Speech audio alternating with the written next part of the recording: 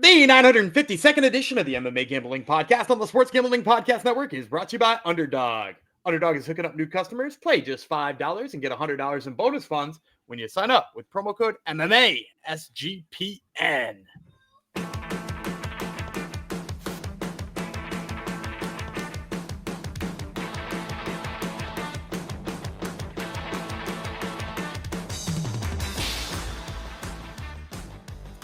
Howdy ho, DeGenerinos. Welcome to episode 952 of the MMA Gambling Podcast on the Sports Gambling Podcast Network, dedicated to Taco Padilla and all Mexican food in general. Mexican food's the best, but Taco Padilla specifically, he won his way into our hearts, but he already was in our hearts. But anyhow, he won his way even more into our hearts last night by doing exactly what we said he'd do. Not only did he win his plus 200, but he actually put it on Ishmael Bonfim and wore him out, basically, is what we were hoping would happen, and that is what happened. So this goes out to Chris, aka Taco Padilla.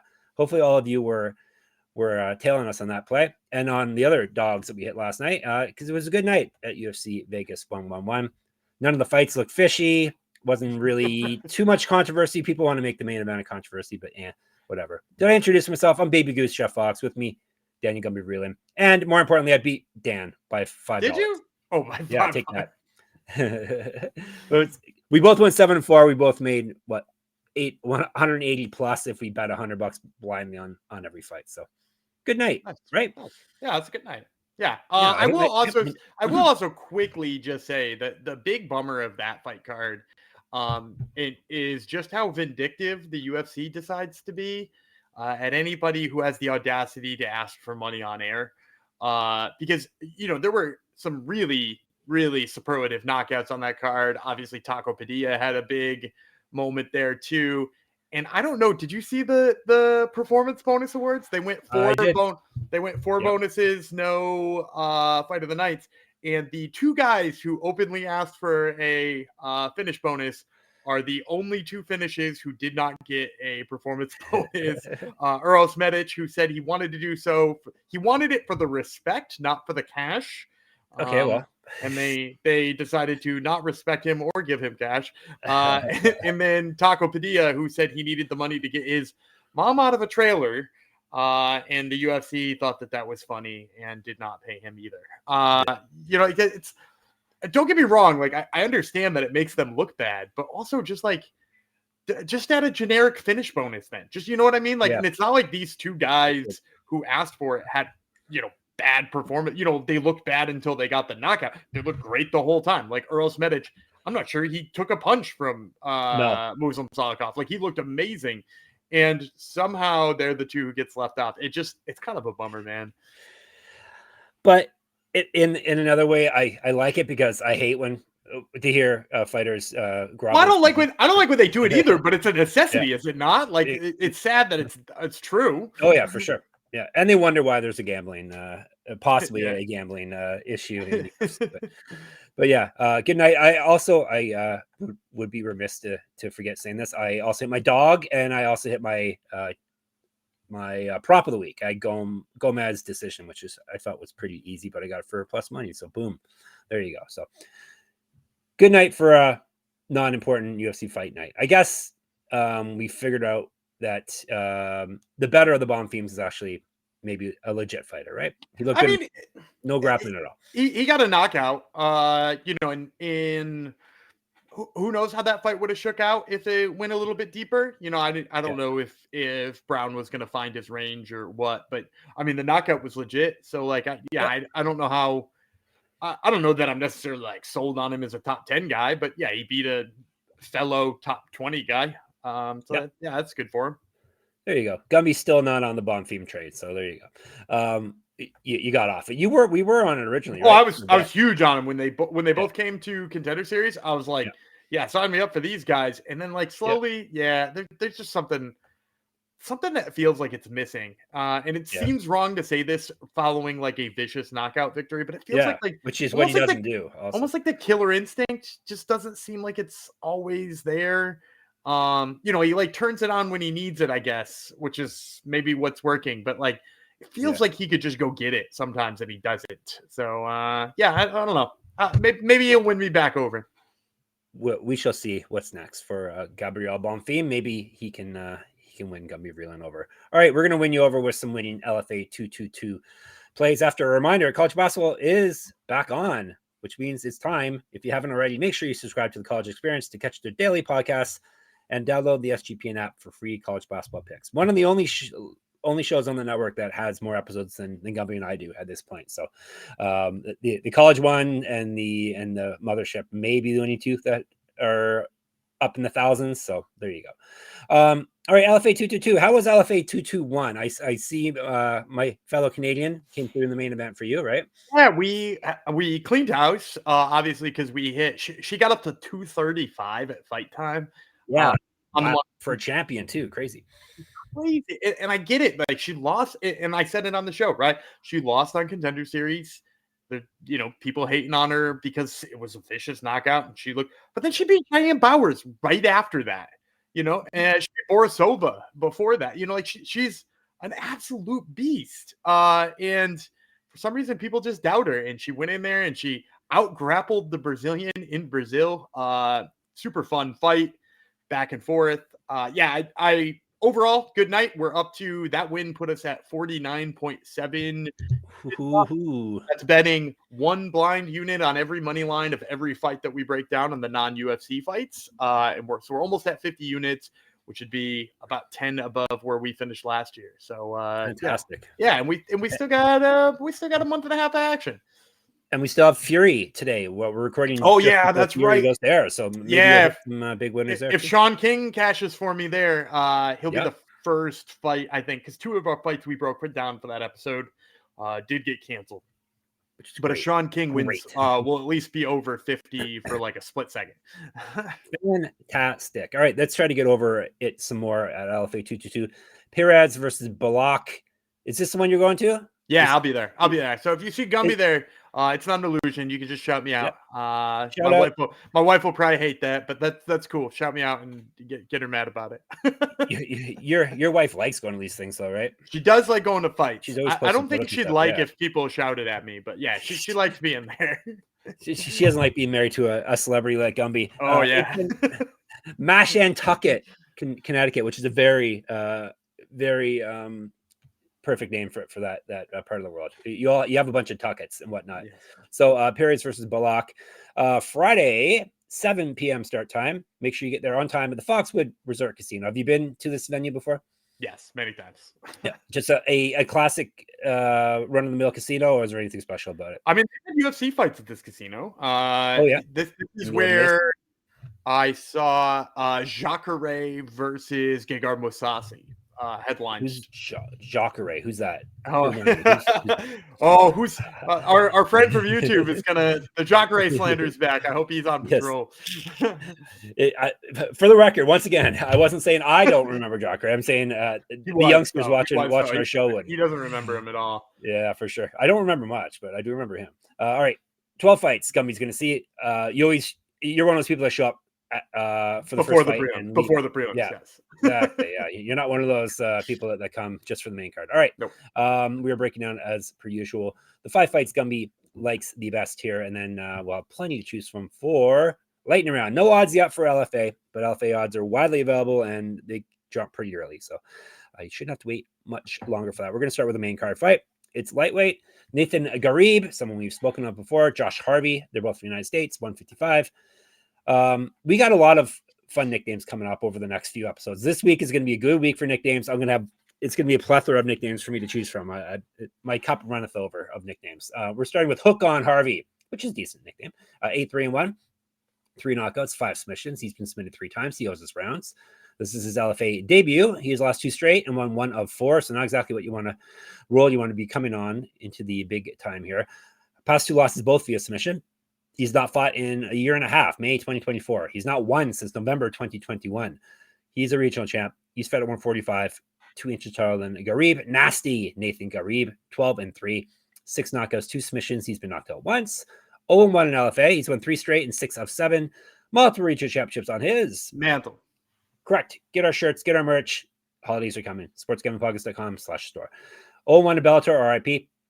Used to fight at 145 as well. 3 years younger than Hervey, 2 inches of reach advantage over him. So who's going to get their first W in the LFA, Gumby?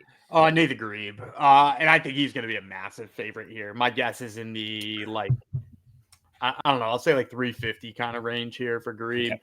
And the reason why is, like, you mentioned he doesn't have a win in LFA. You 0-1, right? 0-1 in LFA. Yep. Yeah, right. That loss is to Larry Douglas. The UFC's Larry Douglas. And if you watch that fight back, Ghareeb actually outstrikes Larry Douglas like 3-1 in the first round. And like kind of beats him up, threatens with some grappling, like looks really good. And then in the second round, Larry Douglas does what Larry Douglas does, and that's throw some of the meanest hooks. He actually knocks him out while he's still standing up, which is pretty damn impressive. But Ghareeb's super tough, super strong. Is like a really sneaky good grappler too. Like, even though like a lot of times he leans on his striking a little bit more than his grappling plays up really well. And as you mentioned, Josh Hervey coming off of back-to-back losses. If you look at those losses, he first of all gets submitted in both of them. One of them by Adley Edwards, and I can't remember who got him in the second one. But I went back and rewatched the Adley Edwards one, and what sticks out to me in that fight is it's just like, it seems like there's just like a lot of lack of fundamentals in his grappling that get him stuck. Like Adley Edwards shoots and he grabs onto his head, like that's going to help him prevent the takedown, or that's going to, somehow get him out of there. And he just like doesn't let go until he's in a bad spot. And then once he's in a bad spot, he lets go. But then he's in that said bad spot. So, there's just some like big errors in terms of the grappling. I don't think he's particularly fast on the feet too, which should, be a problem against Ghareeb, who, again, he did get knocked out by Larry Douglas, but like to hang with him for any amount of time on the feet is clearly a feather in his cap. He's like a really, really, really damn good fighter. And like, if a couple of things had broke his other way, we might be talking about him on Contender Series. So I like Ghareeb a lot here. I think he's going to be a little bit smaller, but I think the grappling fundamentals and the speed is going to play up. So give me Nate Ghareeb. All right, give him nasty Nate Ghareeb. We're going to a women's fight yet? Not yet. Next. Women's flyweight, Aline Pereira. She would be the Pereira that is the sister of the Pereira you all know and love. His name is Alex Pereira. She is fighting Nejra Repp. She is from Bosnia and Herzegovina. And Pereira, of course, is from Brazil. They're fighting at 3 5-minute rounds, 125. Repp, we have spoken of before, the Bosnian bombshell, which could be a good nickname for me, Gumby, possibly. Could be cultural appropriation. I'm not sure. She's 4-2 with 4 knockouts. She's never been finished herself. All those fights are taking place in LFA, so high level here. Lost win over her last 4. She won her last fight via TKO. She's a year younger than Pereira. Pereira's 1-2. All her no finishes. Either way, she hasn't been finished, and she's not finished anyone. She also has finishes. All those fights taking place in LFA. Loss is the pattern. She's not fought though in MMA since September 2023. She last won a fight June 2023. She went 3-0 in karate, professional karate, and was a champion there. 2-2 in kickboxing, 5 inches taller, 6-inch reach advantage over Repp.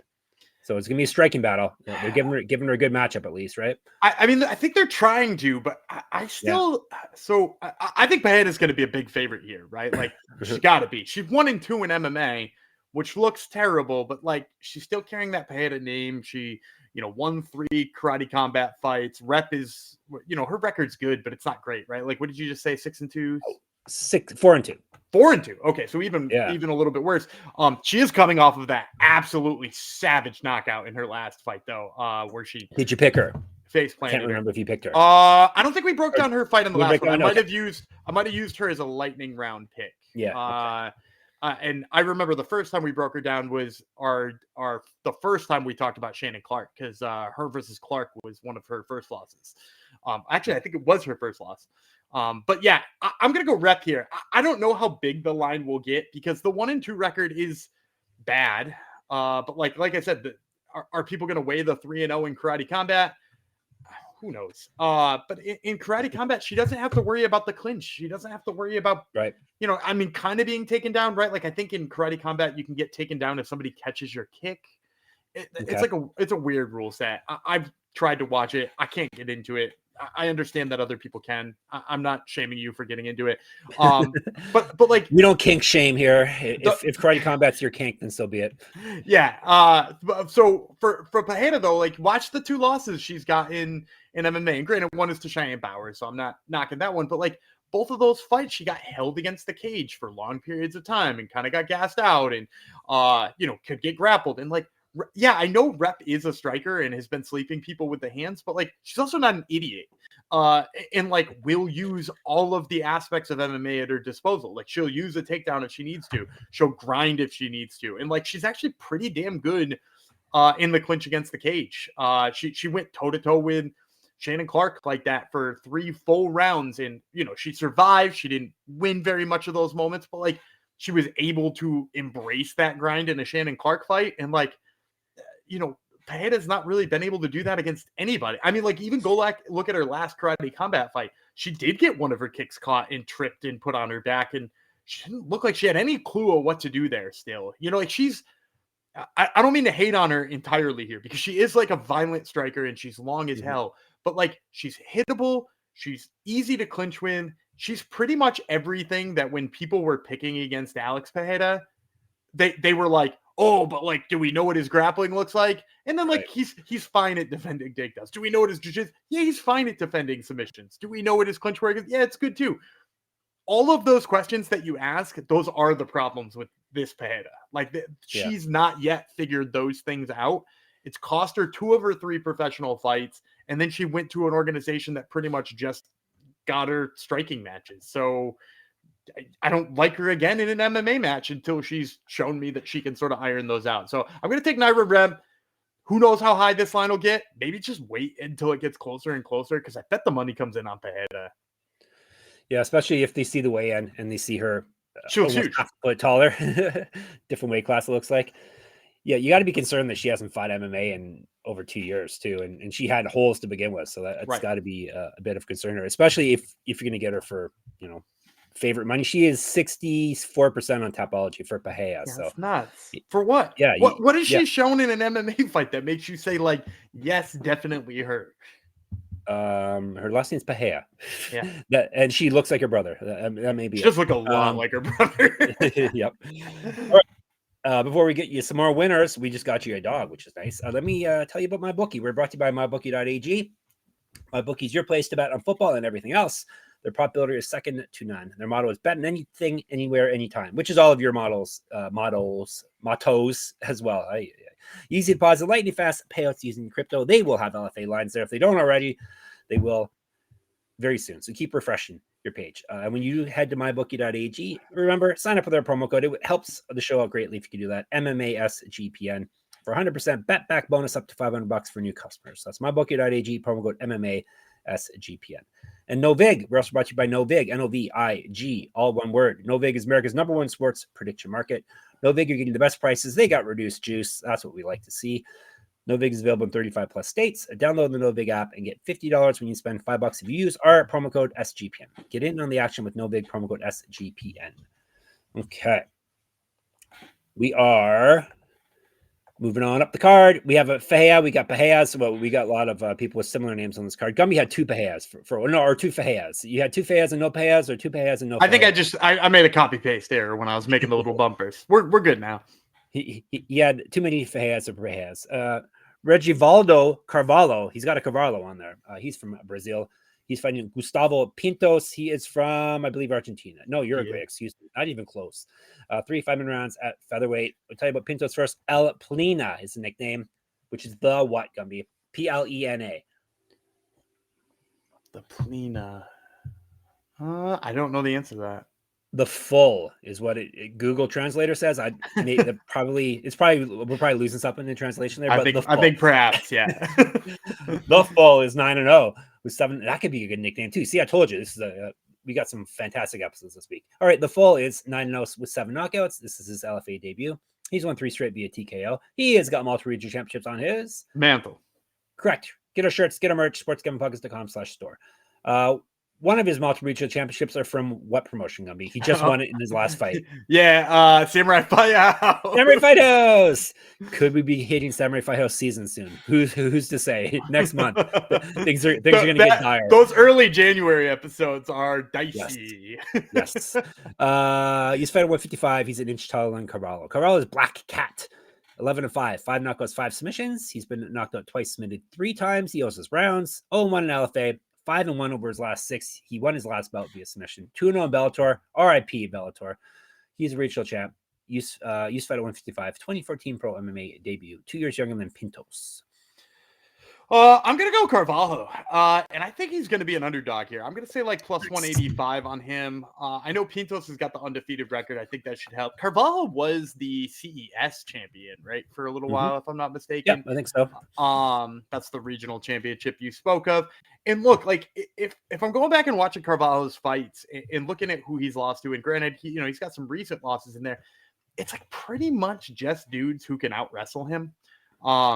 And he's got decent takedown defense, but like when he runs into like a really good wrestler, like for instance, one of his losses is to Blake Builder. And when he like the Builder, yes. Yeah, I remember Blake Builder. Of course. And he was, Blake Builder, he might not have been a really great UFC fighter and not long for that world, but like, at the end of the day was like a pretty damn good wrestler. And Carvalho pieced him up on the feet, like hurt him multiple times, dropped him multiple times, but just like ultimately couldn't hang with the wrestling enough to win a decision there. And so like if you look at all of his losses, that's kind of the case. Like he swings it, he swings from his ass. He like really loves throwing a big punch, and it works for him in pretty much all instances. And if you watch Pinto, this guy is a striker. If I had to guess, my thought is that he probably comes from a Thai background, or at least that's the style he favors. He's a little bit on the upright side, hands a little bit lower, chin way too high in the air for my liking, to the point where I think Carvalho should probably tag it. And then in addition to that, like not a lot of wrestling in his game. Looks like maybe he never wants to and can kind of defensively wrestle if he needs to, but that shouldn't be a problem in this fight anyway. Carvalho will probably keep it on the feet. Nice little 1-2, throws the front kick up the middle, but like, I don't know, nothing stands out to me as being like, this guy seems super dangerous. A lot of the opponents he was fighting, as you sometimes see with Samurai Fight House, is a little bit of one-sided matchmaking in those fights. How dare you? And like Carvalho, like I said, has been in there with like some real beasts, and won himself a title at a pretty respectable organization in the area. I think he's gonna throw big, and with that chin up in the air, I like his chance to catch it. So give me Regivaldo Carvalho as hopefully a pretty decent underdog. All right, so half of our picks, I'll say, because they're going to win. So I'll join you with them. Half of them are dogs so far. Very nice. 2 out of 3 is not half. Oh, right. I'm sorry. We're moving to 3. Maybe. I've already marked you in as picking a favorite here. So next is 2 out of 3 is 67%. So there you go. Even better. People are going to get mad. Certain people are going to get mad. Gumby's picking dogs again. Maybe we'll talk about that guy some episode coming up. Call me in a bit. I love people that pick and choose what they're going to get mad at Gumby about. Gumby misses one dog and they get pissed off. He hit 2 or 3 on the night, but yeah, okay. It's fine. We love all of our listeners. Thank you for listening. Even if you hate listen to me, thank you. Exactly. They always come back. It's always the same people too, so they don't go anywhere. Joe Giannetti, he hasn't gone anywhere. We've talked about him before. He's fighting Jose Ferreira. You would think, oh, he's Brazilian. No, Chile. For him, 3 5-minute rounds, 155. Talk about Ferreira with an F, not Pereira. He's Tiro Loco, which is another good nickname. Have we spoken about him before? Maybe not, but it's a good nickname. Do you know what it means? Tiro? Is Tiro shot? Tiro.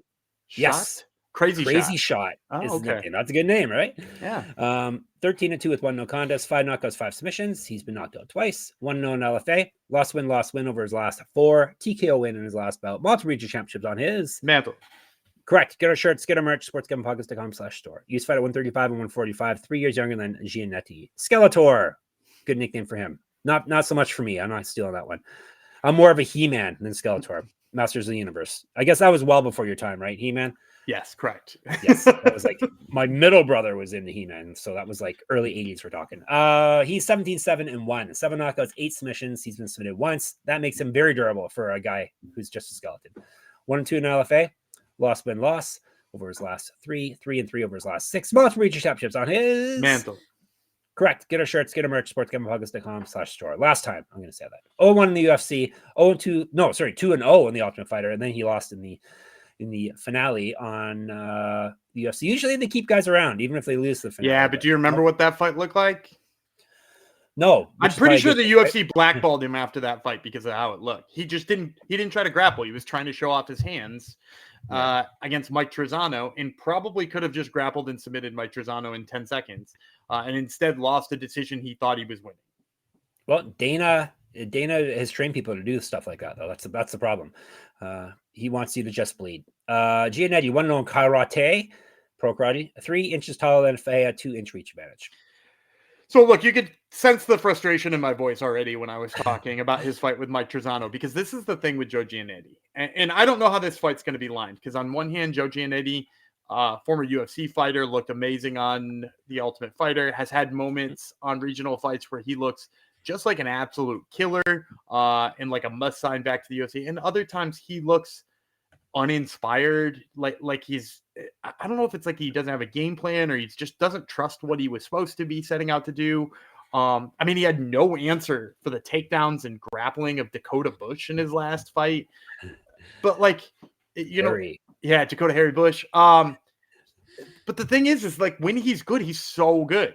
You know what I mean? Like his jiu-jitsu is nasty. Like even his striking in like that Saul Almeida fight when he was in Cage Titans is like, I mean, his striking looked good there. It wasn't super entertaining necessarily, but like it looked really good. And the thing about him is there's just so much potential there. And if he reaches it, like he's 800 times better than Jose Ferreira. Like he's so much better than Jose Ferreira. Ferreira's a guy who like he punches moving forward, but he doesn't get his legs underneath him when he throws. And so like there's not a lot of power behind that. Largely most of his wins you can attribute to just having like way better cardio than the guys he's fighting. You know, he can just like kind of take this fight deep. All of his takedowns are like body lock takedowns, which I can't imagine like that repeatedly working against a grappler like Giannetti. And like, I've never really liked how Ferreira scrambles. Like he's kind of a poor scrambler. So I think Giannetti forced him to go to that kind of stuff and then like found the guillotine he's so good at, or, you know, like work to the back and work from there. Like he'd win this fight so easily. And that's why like, I'm kind of stuck at like where to line this fight in the first place and what would be playable for me for Giannetti. So like, I'm just going to say, I'm breaking this one down as if it is a pick'em. Because what do you think Tapology says? Because it's definitely not a pick'em there, according to them. Really? Very clearly. They love Giannetti, huh? No, they don't. 71% for Ferreira. Man, I don't know why. Other than like maybe it's what I'm saying right now about Joe Giannetti. They have that same level of frustration where it's just like, there's no reason you shouldn't beat Dakota Bush. There's no reason you shouldn't beat. Was it Jay Perrin he lost to? Which isn't a good loss. But like again, it was just like a fight where it was like, it seemed like he lost his will somewhere in there. He forgot what he was supposed to be doing, and like, but when he's on track and his game plan's locked in and he's mentally there, he looks hard to beat. I mean, he had that jumping switch kick KO in Karate Combat too. So it's like, it's not like his hands and kicks don't work too. Like he's nasty everywhere. I just like, for me, I'm going to have to probably see him at dog money here or close to it in order to want to get in on him, because like he could just throw up a dud. There's just a chance he throws up a dud. It was Michael Dufort, I think is who you're thinking of. He lost the decision in there somewhere in a title fight. Peter Barrett. Oh, Peter Barrett, not Jay Perrin. Peter Barrett. Yeah. Sorry. Okay.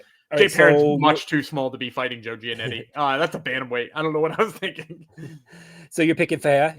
I'm going to pick Giannetti. I'm going to pick Giannetti. Right. He's going to be a dog, it looks like. At least. I mean, I'd love it if he could, because like that's pretty much the only way I'm getting in on him. He's better. He's better everywhere. It's just like if he shows up to do what he needs to do.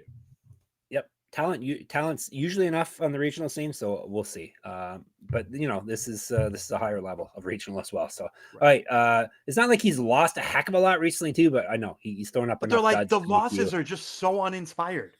They're like really heinous losses. And not because of who they are either. You know, like Dakota Bush is a former UFC fighter. You know, Slippery Pete, former UFC fighter. Like, but Slippery Pete. At the same token, like he just didn't look like he wanted to be in those fights at points either. Yep.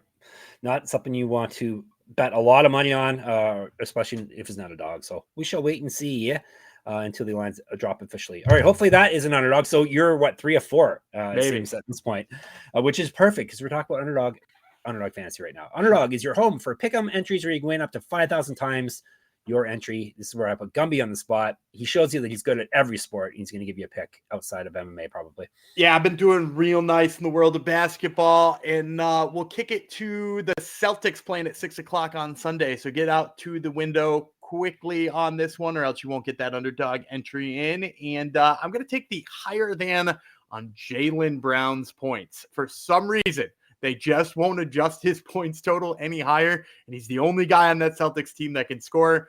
They got it. I just checked. 25.5 points is the projection for him going into Sunday's contest. He's had 30 and 5 of 6. There's no reason to think he won't do it again here. Give me the higher than on Jaylen Brown's points. Underdog's got a brand new offer for new customers. Play just $5 and get $100 in bonus funds when you sign up with our code MMASGPN. You see Jalen's hair, quote unquote, keeps rubbing off on the It keeps wiping off on people. What is he doing? It's so embarrassing. He sprays hair. You can't keep calling it hair, man. You can't keep calling it hair. Exactly. The Carlos Boozer was caught doing that back in the day. I remember he had nice, shiny, like spray painted hair on. I should try that. Rhythm. No one on the podcast will be able to tell. Rhythm is crushing it in college football, NFL, and now just added NBA. It's Rhythm, RATHMM, of course. Rhythm's also giving away weekly cash prizes just for tracking your bets in the app. Track 5 bets of the same type from any model you build, and you can win $1,000. Do you have a Rhythm play now, Gumby? Sure. Let's go Sunday Night Football, Chargers and Steelers. I know I was hating on the Steelers earlier in the season. Going to do it again here because I like the Chargers laying 2.5. I think the offense is too high-powered. They've finally gotten Lad McConkey going. So let's go with the Chargers minus 2.5. All right. Use our promo code SGPN25 when you download the Rhythm app for 25% off your first month. Download Rhythm, RATHMM, and use promo code SGPN25. See if they like the Chargers as well. I think I picked the Chargers this week as well for what it's worth, Gumby. MMA Gambling Podcast, it dominates the internal NFL picks. The SGPN Pick'em contest is largely owned by this podcast. Exactly. Take that, the rest of you podcasts. You're on blast. We got a main event with a title fight. It's for the LFA Bantamweight Championships. We got 5 5-minute rounds, 135. Vinicius Perez versus Artem Belakh. I guess that's how you say his name, right? Belakh. He is from Kazakhstan, and the champ is from Brazil. That's breaker down. Shabby. Belakh is 10-2, 2 knockouts, 7 submissions. He's been knocked out once, submitted once, so he has his rounds.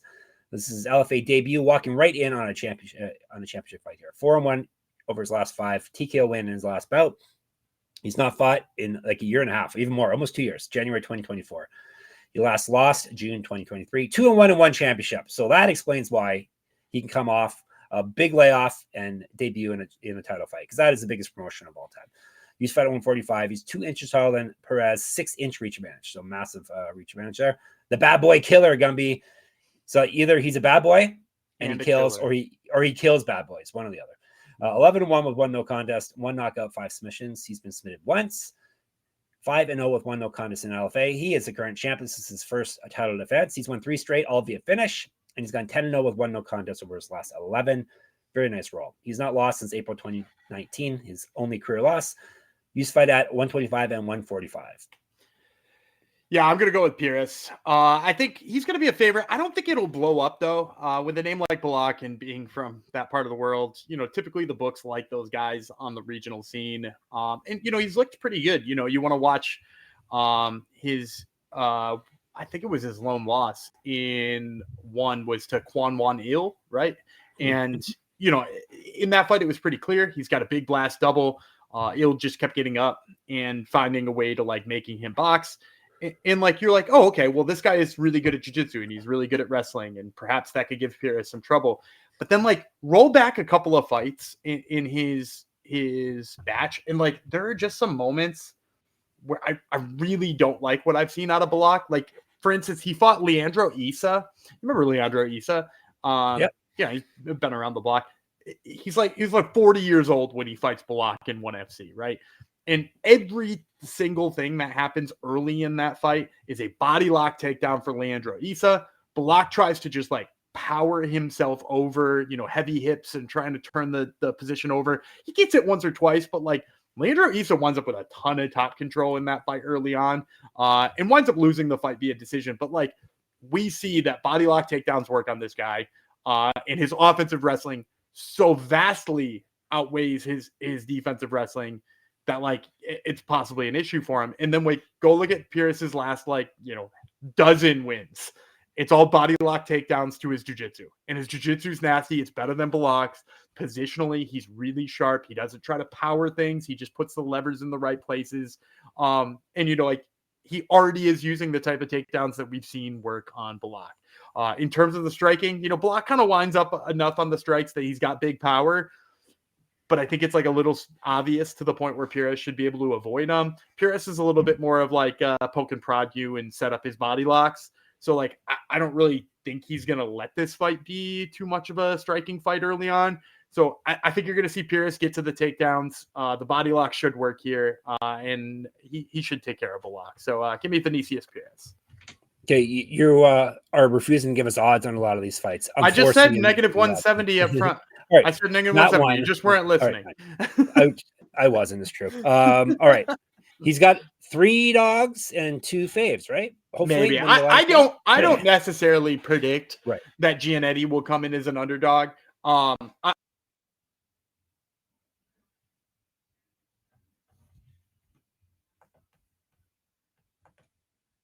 know the Tapology crew seems to be off of him, but all right. Let's recap, and then we'll get you some fancy dancy bonus round plays. We have a name for that, though. He's got Perez. He's got Giannetti as a dog. I don't think you gave an odd for that one, unless I skipped that one as well, because we don't really know. That's a hard one to figure out. Carvalho, he's a dog, hopefully.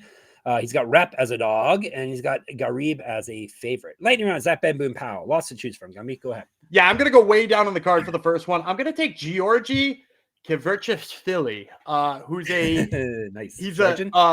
He's obviously Georgian. He's an 0-0 Georgian heavyweight. Oh, come on. Now, granted, he should be 1-0, but he did fail a drug test in his CFFC fight. So, like, the books are going to see 0-0 against a Russian guy, probably install him as an underdog, but he's nasty. He's good everywhere. Got a little bit of wrestling, a little bit of striking. I really like, I'm going to say his name one more time here. Kverchishvili, because it's nice. And then the other one I'm going to take Ansar Kamzayev. Ansar Kamzayev, he's 4-0. Russian guy, really nice back takes. Is the thing I like about him. They're setting him up for a pretty easy win here. Odds might not be too playable, but he might be a piece for parlays. All right, you're set for LFA. If you want more plays or anything else, we're in the Discord, sportsgamblingpodcast.com/Discord. You can hit us up on YouTube, MMA Gambling Podcast, as long as you subscribe, of course. You can hit us up on Twitter, SGPN MMA. Gumby runs that. He's at Gumby Vreeland. I'm at Jeff Fox Writer, at Jeff Fox Writer on Instagram. You can check out my Substack. Enter my free UFC Pick'em contest at moneymma.substack.com. You can check out Gumby's other podcast. It's called Top Turtle. It may be jinxed. It may not. Who's to say? Who's on it this week? We're going to talk with regional fighters all this week. First, we've got Nejra Repp on. Nice. We've got the aforementioned Nasty Nate Ghareeb on. And then a guy we'll be talking about later today, because we got 2 episodes coming out today. We're going to talk with Furkatbek Yakubov. Yes, so there you go. Gumby, that's Top Turtle, of course. Gumby let you hardcores who have listened right to the end know you're getting an extra episode this week, ladies and gentlemen, because it's going to be a feast before Thanksgiving, because Thanksgiving week is going to be very, very quiet around these parts, because there's no events to cover. So you're getting extra episodes for the next few weeks leading up to that. So you're going to get 2 today, as Gumby said. So boom, take that. And of course, you can get all of us at sportsgamblingpodcast.com, all of our stuff, sportsgamblingpodcast.com/store for your merch needs, sportsgamblingpodcast.com/Patreon. We shall be back today, not tomorrow, today.